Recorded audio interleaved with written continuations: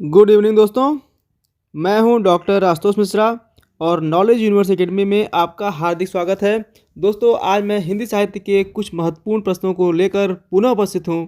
तो आइए इस वीडियो को शुरू करते हैं। तो दोस्तों, हिंदी साहित्य के बहुत ही इम्पोर्टेंट क्वेश्चन है और पहला क्वेश्चन रहा आपके स्क्रीन पे इस प्रकार से, और वो है मतीराम कृत ललित ललाम पर किस संस्कृत ग्रंथ का प्रभाव है। ये क्वेश्चन बहुत ही इंपॉर्टेंट है और अक्सर पूछा जाता है कि जो मतीराम का ललित ललाम है वह आखिर किस ग्रंथ पर आधारित है, ठीक है, या फिर किस संस्कृत ग्रंथ पर आधारित है या कब उसका प्रभाव पड़ा है। दोस्तों, इसका ऑप्शन है अलंकार सरोस का, काव्य प्रकाश का, कुवलयानंद का या फिर चंद्रालोक का। दोस्तों, आप लोग कमेंट भी कर सकते हैं। और इसका है ये कि भाई इसका प्रभाव पड़ा है इस पर कुवलयानंद का, ठीक है।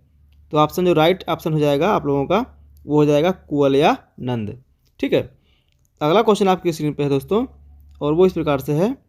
क्वेश्चन नंबर 2, द्विजदेव का समय काल माना जाता है। एक विद्वान हुए हैं द्विजदेव, तो जो द्विजदेव हैं इनका समय काल माना जाता है 1800 से 1860, या फिर 1800 से 1861, या फिर 1820 से 1907, या फिर ऑप्शन द 1820 से 1861। दोस्तों, इसका जो राइट आंसर है वो है 1820 से 1861, ठीक है। 1820 से 1861, ठीक है, ऑप्शन नंबर द, ठीक दोस्तों। अगला क्वेश्चन आपके स्क्रीन पे, और वो इस प्रकार से है। क्वेश्चन नंबर 3, रसराज के रचयिता इनमें से कौन है। रसराज बहुत ही महत्वपूर्ण रचना है और इसके रचनाकार देखिए भाई कौन है। भूषण है, कुलपति मिश्र हैं, मतीराम है या फिर रसलीन है। तो आप लोग कमेंट भी कर सकते हैं क्योंकि ये वीडियो जा रहा है प्रीमियर लाइव में। तो दोस्तों, भूषण है, कुलपति मिश्र है, मतीराम है या फिर रसलीन है। तो इसका जो राइट आंसर है दोस्तों हो जाएगा वो हो जाएगा मतीराम, ठीक है। रसराज की जो रचनाकार भाई कौन है वो हो जाएगा आपके मतीराम, ठीक है। अगला क्वेश्चन आपकी स्क्रीन पे, और वो इस प्रकार से है, और वो रहा question number 4। Doctor Bachchan Singh ने अंतिम रीति मुक्त कवि किसे माना है। डॉक्टर बच्चन सिंह ने भाई किसे माना है।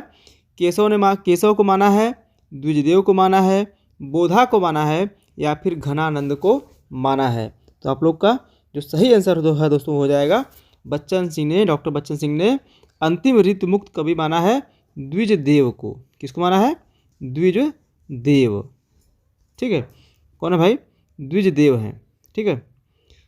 तो इस प्रकार से जो नेक्स्ट क्वेश्चन दोस्तों है वो हो जाए, वो है रीतिकाल को अलंकृत काल नाम किसने दिया। Very very question, important question है ये, और एग्जाम टीजीटी में तो कई बार पूछा गया है, साथ ही नेट में भी पूछा गया है, कई जो है 20 बार पूछा गया है। दोस्तों, रीतिकाल को अलंकृत काल नाम किसने दिया था? तो रीतिकाल को अलंकृत नाम भाई मिश्र बंधु ने दिया था, शिव सिंगर ने दिया था, विश्वनाथ प्रसाद मिश्र ने दिया था, या फिर आचार्य रामचंद्र शुक्ल ने दिया था। तो दोस्तों, इसका राइट आंसर हो जाएगा मिश्र बंधु ने दिया था, ठीक है, ऑप्शन अ, ठीक है।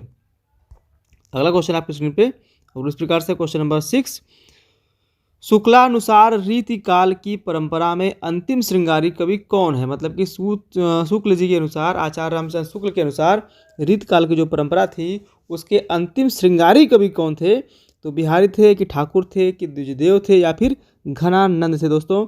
तो दोस्तों, इसका राइट आंसर हो जाएगा वो हो जाएगा कि मिश्र, क्वेश्चन नंबर 6 का है ये, द्विजदेव थे, ठीक है भाई। कौन थे? द्विजदेव थे।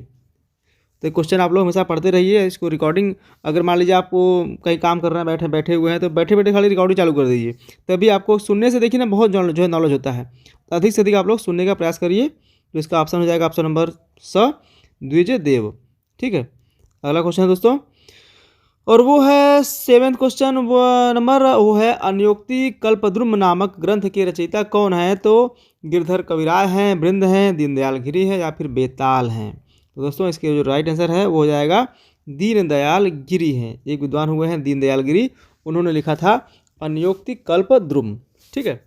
अगला क्वेश्चन दोस्तों आपकी स्क्रीन पे, और वो इस प्रकार से है। क्वेश्चन नंबर 8, जाने मिले तो जहान मिले, जान मिले तो जहान मिले, नहीं जान मिले तो जहान कहाँ को। यह पंक्ति किसकी है? यह पंक्ति केशव की है कि ठाकुर की है कि बोधा की है या फिर घनानंद की है। तो ये बहुत ही फेमस पंक्तियाँ हैं दोस्तों ये, और ये क्वेश्चन कई बार पूछा गया है। और इसका राइट आंसर है दोस्तों, आपको पता होगा कि जान मिले तो जहान मिले, नहीं जान मिले तो जहान कहाँ को। यह है दोस्तों पंक्ति है हमारे बोधा जी की। किसकी है? बोधा जी की है। ठीक है, अगला क्वेश्चन दोस्तों है क्वेश्चन नंबर 9। बिहारी रत्नाकर किस कवि की रचना है? बिहारी रत्नाकर बिहारी जी की है कि रत्नाकर पांडे की है कि जगन्नाथ दास रत्नाकर की है या फिर इनमें से किसी की नहीं है? तो दोस्तों क्वेश्चन नंबर 9 का आंसर हो जाएगा, देखिए बहुत से लोग इसको मारेंगे, कहेंगे सर ये तो बिहारी रत्नाकर है तो ये बिहारी जी की है। ठीक है, या फिर रत्नाकर पांडे, रत्नाकर दिया हो, बिहारी भी दिया हुआ है तो बिहारी रत्नाकर उनकी हो सकती है। या फिर बहुत से लोगों का आंसर उसमें होगा कि ये रत्नाकर पांडे की है। ऐसे ही क्वेश्चन घुमा फिरा के पूछता है एग्जाम में, जिसमें आप कंफ्यूज हो। तो ऐसे क्वेश्चन को याद करने का बहुत ही सरल ट्रिक है, इसको आप बार बार पढ़ें। ठीक है, बार बार पढ़ेंगे आपको क्लियर हो जाएगा। तो बिहारी रत्नाकर की ये जो रचना है यह जगन्नाथ दास रत्नाकर की है, बिहारी जी की नहीं है। ठीक है, तो आपको पता होना चाहिए कि बिहारी रत्नाकर किसकी भाई है, ये हमारे जगन्नाथ दास रत्नाकर की है। ठीक है, ऐसे क्वेश्चन घुमा फिरा पूछते हैं, वहाँ बच्चे कन्फ्यूज होते हैं, फिर बाद में कहते हैं सर ये तो हमको पढ़ाया नहीं गया था, या फिर हम तो पढ़े तो भूल गए थे, या हमको आता था लेकिन गलत हो गया हमसे। तो ऐसा नहीं होना चाहिए, आप इसको अधिक से अधिक पढ़ें। कोई भी क्वेश्चन हो उसको आप सिंपल मत समझिए और बार बार पढ़ते रहेंगे। केवल आप वीडियो हमारा चालू करके भी छोड़ देंगे तभी आपको बहुत सारी चीज़ें क्लियर हो जाएंगी। केवल वीडियो को जरूरी नहीं कि भाई देखें, अगर देखते नहीं तो कम से कम रात को सोए हैं, बैठे हैं, कहीं कान में लीड लगाए हुए हैं, दुनिया भर से आप लोग उल्टा पुल्टा काम करते रहते हैं कान में लीड लगा के, उससे अच्छा है कि अपना सिलेबस कहीं पढ़ो कुछ, है कि नहीं। तो यूट्यूब पे देखिए बहुत सारी चीज़ें हैं, अच्छी भी चीज़ें हैं, ख़राब चीज़ें भी हैं, वो आपके ऊपर डिपेंड करता है कि आप क्या देखते हैं उसको। अब आपको अपना 1 घंटा समय केवल फेसबुक को स्क्रॉल करने में या फिर यूट्यूब का या फिर इंस्टाग्राम को स्क्रॉल करने में बिताना है, या फिर 1 घंटे अपने क्वेश्चन को जो है तैयारी करने के लिए बिताना है, वो आपके ऊपर डिपेंड करता है। आप तैयारी करेंगे फ़ायदा आपका होगा, तैयारी नहीं करेंगे नुकसान आपका होगा, सीधी सी बात है। तो क्वेश्चन नंबर 10 दोस्तों इसी प्रकार से आपके स्क्रीन पे वो है, रीतिकाल के किस कवि की संस्कृत के नागेश भट्ट से जोड़ा जाता है? तो सेनापति को जोड़ा जाता है, ठाकुर को, आलम को या फिर पद्माकर को? दोस्तों इसका जो राइट आंसर है दोस्तों वो हो जाएगा सेनापति को जोड़ा जाता है। ठीक है, अगला क्वेश्चन दोस्तों क्वेश्चन नंबर 11, वो है यूरोप में बिहारी सतसई के समकक्ष कोई रचना नहीं है। यह कथन किस आलोचक का है? विटरनिस्ट का है या फिर ग्रियर्सन जी का है या फिर आचार्य रामचंद्र शुक्ल का है या फिर स्मिथ का है? दोस्तों आपको पता होगा ये जो कथन है कि यूरोप में बिहारी सतसई के समकक्ष कोई रचना नहीं है या उसके समान कोई रचना नहीं है, ये आपको पता होगा, इसको कहा था जो है ग्रियर्सन जी ने कहा था। किसने कहा था? ग्रियर्सन ने कहा था। ठीक है, तो अगला क्वेश्चन है आपके स्क्रीन पे, वो इस प्रकार से है, और वो भाई क्या है, वो कह रहा है कि क्वेश्चन नंबर 12 कि द्विजदेव का वास्तविक नाम क्या था? जो एक विद्वान हुए हैं द्विजदेव, उनका जो वास्तविक नाम था वो क्या था? तो पृथ्वी सिंह था या फिर मान सिंह था या फिर शक्ति सिंह था या फिर सूरज सिंह था? दोस्तों द्विजदेव का जो वास्तविक नाम था, रियल नेम था, वो था मान सिंह। क्या था भाई? मान सिंह, आपको पता होना चाहिए। ठीक है, तो इसका राइट आंसर हो जाएगा मान सिंह। तो दोस्तों इस प्रकार से क्वेश्चन नंबर 13 चालू होता है, और वो है, इनमें से कौन अलंकार ग्रंथ लिखने वाला आचार्य नहीं है? पद्माकर, जसवंत सिंह, भूषण या फिर बिहारी? भाई कौन थे जो कि अलंकार ग्रंथ नहीं लिखे थे? कौन थे भाई? आप लोग कमेंट करिए। कमेंट आप लोगों का बहुत कम आता है या फिर नहीं आता है, तो प्रयास करिए आप लोग कमेंट करने का। कमेंट जितना करेंगे उतना फ़ायदा आपका होगा। ऐसा मत सोचिए कि मुझे क्वेश्चन आ रहा है तो इसका मैं कमेंट नहीं करूँगा। बार बार उसको प्रयास करिए, बार बार पढ़िए, बार बार लिखिए, बार बार कमेंट करिए। उससे फाइनली कोई जो चीज़ें आपको याद हैं या फिर कम याद हैं और पुख्ता हो जाएंगी और क्लियर हो जाएंगी और आपके दिमाग में बैठ जाएंगी। ठीक है, आपका जो एक होता है कॉन्शियस माइंड, एक होता है अनकॉन्शियस माइंड, तो वो चीज़ें जो है आपके अनकॉन्शियस माइंड में चली जाएंगी, तो कभी आपको भूलेगा ही नहीं। तो भाई बताइए, पद्माकर ने नहीं लिखा था अलंकार ग्रंथ, या फिर जसवंत सिंह ने नहीं लिखा था, या फिर भूषण ने नहीं लिखा था, या फिर बिहारी जी ने लिखा था? तो क्वेश्चन नंबर 13 का जो राइट आंसर है दोस्तों वो है कि अलंकार ग्रंथ हमारे बिहारी जी ने जो है नहीं लिखा था। ठीक है, अगला क्वेश्चन है आपकी स्क्रीन पे इस प्रकार से, और वह है क्वेश्चन नंबर 14, रसविलास के रचयिता हैं। रसविलास बेनी बंदीजन, भिखारी दास, केशव दास या फिर बिहारी? तो रसविलास के रचयिता हमारे भाई कौन है? आपको पता है, यह बेनी बंदीजन है। ठीक है, अगला क्वेश्चन है आपकी स्क्रीन पे, और वो है भाषा पर जैसा अचूक अधिकार इनका था वैसा और किसी कवि का नहीं। घनानंद के विषय में यह उक्ति किसकी है? ठीक है, किस आलोचक की है? तो विश्वनाथ प्रसाद मिश्र की है, डॉक्टर नामवर सिंह की है, डॉक्टर नगेंद्र की है, या फिर हमारे आचार्य रामचंद्र शुक्ल की है। तो आपको पता होगा जितना कमेंट उल्टा पुल्टा करने वाले थे, जितना लोगों को चढ़ाने वाला कमेंट करते थे, हमारे आचार्य रामचंद्र शुक्ल ही करते थे। ठीक है, तो अधिकांश कमेंट आप मान लीजिए इन्हीं का है। तो हमारे आचार्य रामचंद्र शुक्ल का ये कथन है। इन्होंने क्या कहा था भाई?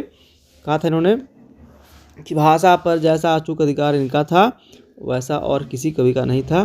घनानंद के बारे में यह उक्ति थी हमारे आचार्य रामचंद्र शुक्ल की। ठीक है, जिनका ग्रंथ है हिंदी साहित्य का इतिहास, जिन्होंने जो है आदिकाल को वीर गाथा काल भी कहा था। ये क्वेश्चन भी आपको मैं बताते चलता हूँ ताकि आपका क्लियर, आपको जो कॉन्सेप्ट है वो भी अच्छा से जो है क्लियर होते चले। दोस्तों अगला क्वेश्चन है आपकी स्क्रीन पे, वो है श्रृंगार विलास की रचना किसने की थी? सोमनाथ ने की थी, या फिर आलम ने की थी, सेनापति ने की थी, या फिर देव ने की थी?